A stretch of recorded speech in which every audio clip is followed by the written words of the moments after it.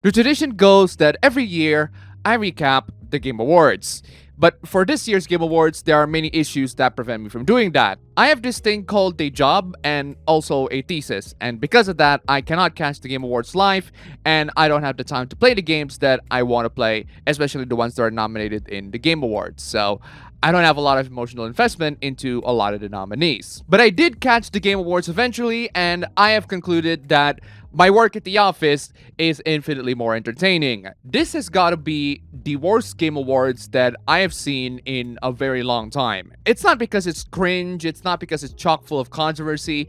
All of those things would at least spice the whole thing up. Those things are what makes the Game Awards fun. This year is not fun.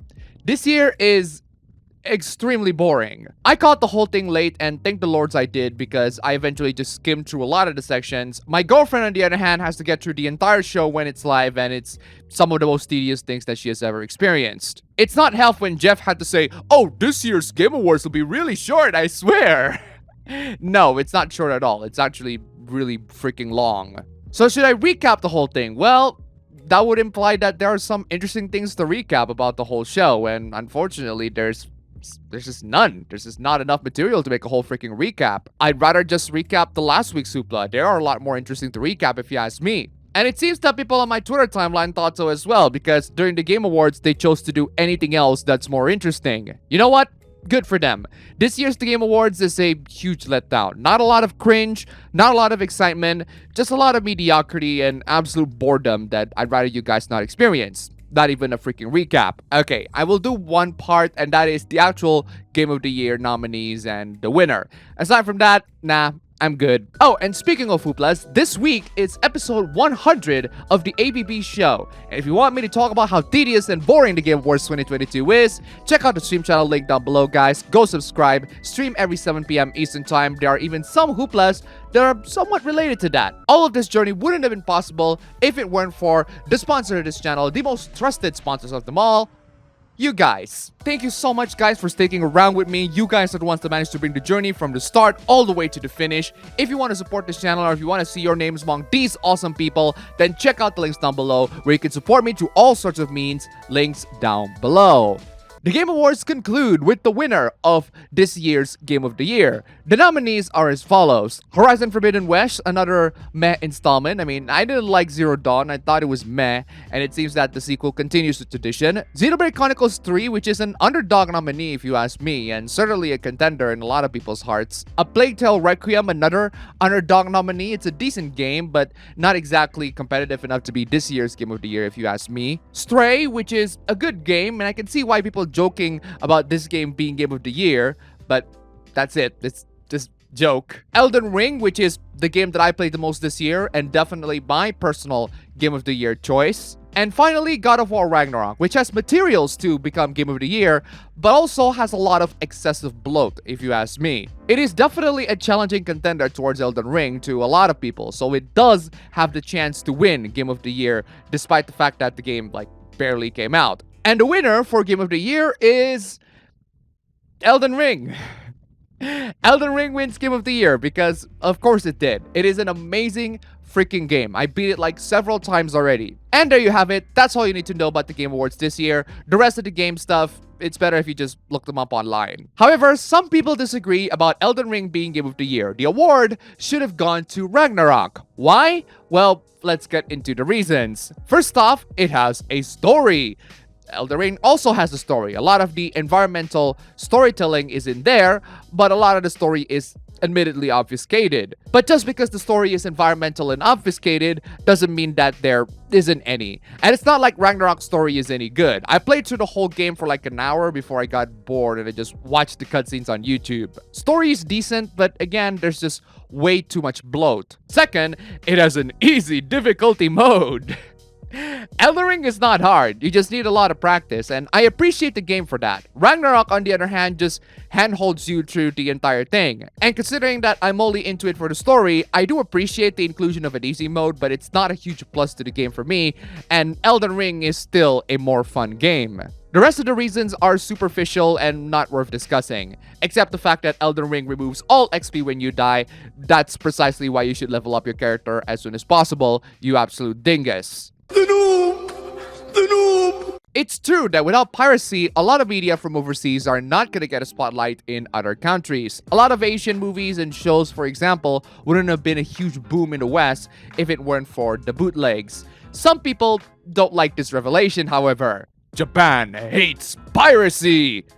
Actually, no, they don't. They don't hate piracy. They love piracy. The ones that do hate piracy are the Japanese corporations.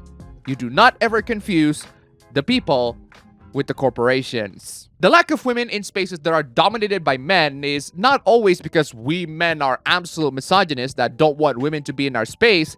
It's also because women aren't interested in the hobbies surrounding that space. This is even more true towards people who are more marginalized than women, namely non-cis women. New York Excelsior reportedly ignoring concerns about its 2023 marginalized gender OWL team, Overwatch League team. And the reason is because there's just not enough players. A lot of people who play competitively are mostly men. It's not because we horrendous misogynistic men are driving women out of gaming.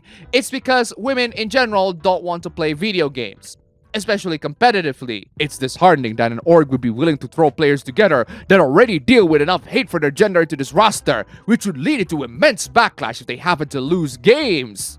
Funnily enough, I actually agree. Competition is an incredibly grueling experience for both genders. It's not that all women can't handle it, it's that most women can't, especially in an environment that's predominantly male. I mean, if they want to compete, that's great and all, but again, they have to be ready for the pressure because I don't think this is gonna change anytime soon. This one is absolutely hilarious. So there's this Japanese feminist politician that denounces a bunch of sexy anime ads that she saw in the subway. She released this big ass statement, and it's one of the funniest things I've read in a while. In the first two paragraphs, she stated that these are public places. These anime characters are wearing a bodysuit and the clothes are about to be taken off. There are explicit exposure of breasts, thighs, and crotches. How explicit? Are they still covered up? Can you actually see the nips? The holes? Regardless, the display of these anime girls in public are commercialization of women's sexuality. We'll get back to this comment later. For now, let's laugh at the fact that she said that anime women being sexy in public ads is environmental harassment. Environmental harassment. When you said environmental harassment, I'm not picturing anime girls being sexy in ads. I'm picturing a big ass tree catcalling you. The most bizarre statement that she made by far was this one. She denounces the ads for commercializing women's sexuality, but then she said that watching the anime, reading the manga, or playing the games, they're all personal choices, and she has no objection to the existence of those kinds of titles or people loving them or enjoying them. Lady, did you realize what you implied here? Remember what she said about women's sexuality being commercialized? What you're implying here is that you're okay with the commercialization of women's sexuality as long as it's not in public where you can see it. So it's okay if we exploit women and their sexuality for commercial purposes, just don't do it in my face. How progressive. But then she tried to weasel her way out by saying, I'm only bringing attention to the issue. I never said we should censor this stuff. No, you didn't say anything about censorship, but you are saying that the ads indicate that gender equality has not been achieved. You are implying that to achieve gender equality, something must be done towards those ads. Since you complain that the characters dress too sexually, that implies that them being dressed not sexually is a good thing. In other words, they need to be covered up. In other words, censorship. Just because you don't directly say that it's censorship doesn't mean that you aren't suggesting censorship. It's very clear cut that you want them to be censored when you said that they're being explicit and that they're environmental harassment. But the way you weasel yourself out of this conversation is you basically saying, oh yeah, it's environmental harassment, but I never said you should stop it. Well, okay then. We won't. How progressive. Apparently, according to some people, loving girls who have muscles are gay people behaviors. I guess I'm gay then. And I got news for you. That means you're gay.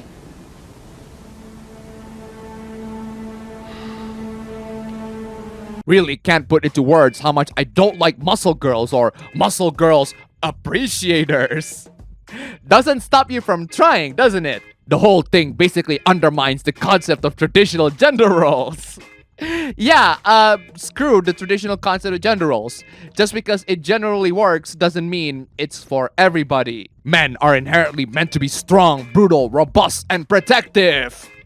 You know, that's really funny because most men who subscribe to this idea don't regularly work out. They subscribe to influencers who do work out and say all of these things, but they themselves don't. I mean, you want to be this strong, brutal, robust, and protective figure, but you fail to be an example of your belief. Even I am more of an example of this, and I can only bench press 20 kilograms. Women are inherently meant to be beautiful, gentle, humble, and sensitive. Also very funny because most people who genuinely believe this always complain that they never find women that fit into those categories. It's almost as if what you believe is wrong or something. When you start blurring and crossing these lines, you go against what God intended for mankind. Wait. Hear that? Hold on a second, you hear that? Sounds like it's time to kill God. There are many things that Fujoshis think that make someone gay, like making food for each other. Like this comic excerpt over here, where Bruce Wayne and Clark Kent are just chilling and making food for each other.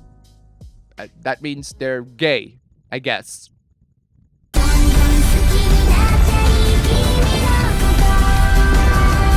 And you know what? If that's your headcanon, that's perfectly fine. It's when you say that it's reality is where I draw the line. Convinced none of you have been in a relationship because this is a thing couples do. There are many things that couples do that best friends also do. That doesn't make these best friends a couple. Close friends don't make each other breakfast and tease each other that way. But they do though. But they do. You clearly don't have a lot of close friends. And speaking of Superman, there are some really weird Superman takes out there. Superman being a symbol of hope is apparently an outdated concept. So he's just always happy and upbeat and always will be with no changes because that's apparently what is or is supposed to be? Talk about outdated! First off, yes. Yes. The most interesting stories of Superman is when his beliefs, his hopes, his optimism, all of those are challenged. Clearly, you haven't seen Superman vs. the Elite. I highly recommend that movie. Go and watch it. And how is it outdated? What kind of BS is that? Optimism isn't healthy. Wow. Optimism isn't healthy. You heard it here, guys. Don't be an optimist. Don't have hope. Just be a freaking miserable doomer all the time. Just end your life. Only fools see the world as what it could be because it doesn't help to ignore what is. Yeah, it's not like people have visions that drive them to do stuff or something. Optimism doesn't bring action, implying that pessimism does? Hardship does. It's not optimism causing strikes and protests to bring change. Ah yes, I remember that famous protest towards racism. How did it go again? I don't have a dream? Some people are gonna sacrifice a lot for being horny. Germany's hottest Firefighter winner says that she will remain loyal to saving lives. And then the Sims proceed to just burn their own houses down. But the story gets wilder, as one account said that she did it back in 1982 to try and meet a firefighter guy. But she only ended up with a burned house and a mother of 2 instead of 4. Did you kill your kids? What the hell? No, it turns out that her husband left her and took the 2 kids with him after she burned her house down. Very poor choice of words there, lady. And that's all for the recap today. Guys, if you want more recaps like this, click the subscribe button and check out the links down below where you can support me through all sorts of means, including following the stream channel. Thank you so much, guys, for subscribing. Thank you so much for watching. And I'll see you all in the next one.